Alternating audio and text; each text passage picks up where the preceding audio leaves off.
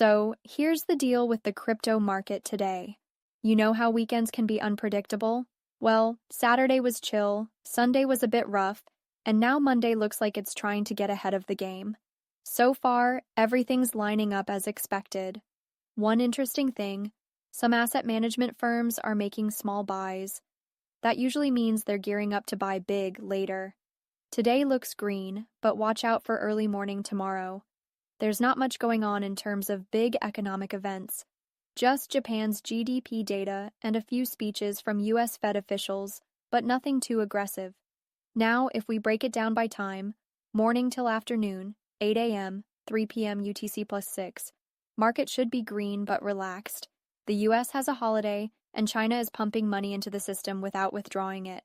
Japan's GDP looks good on paper, but it's mostly because inflation is up, not because the economy is actually growing. Keep an eye on inflation reports coming on Feb 20. Late afternoon, 4 p.m., 6 p.m., might turn red because Chinese stocks are rising, which sometimes means money moves out of crypto. Evening, 7 p.m., midnight, pretty neutral, not much action expected. Late night to early morning, 1 a.m., 8 a.m., likely green again. Now, about Japan's GDP, on the surface, it looks like the economy is doing well, but in reality, it's just inflation pushing up the numbers. The yen strengthened a little against the dollar, but that's probably just temporary.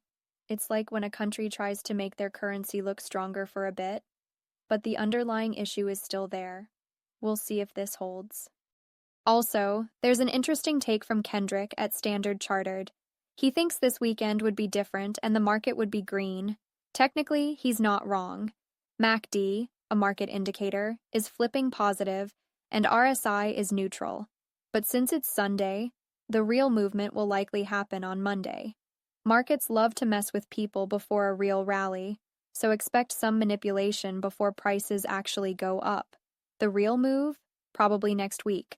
So taking profits then might be a good idea. Lastly, some global politics stuff.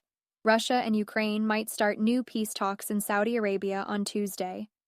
It's weird because these things used to happen in Switzerland, but Switzerland kind of lost its credibility after it joined US sanctions against Russia.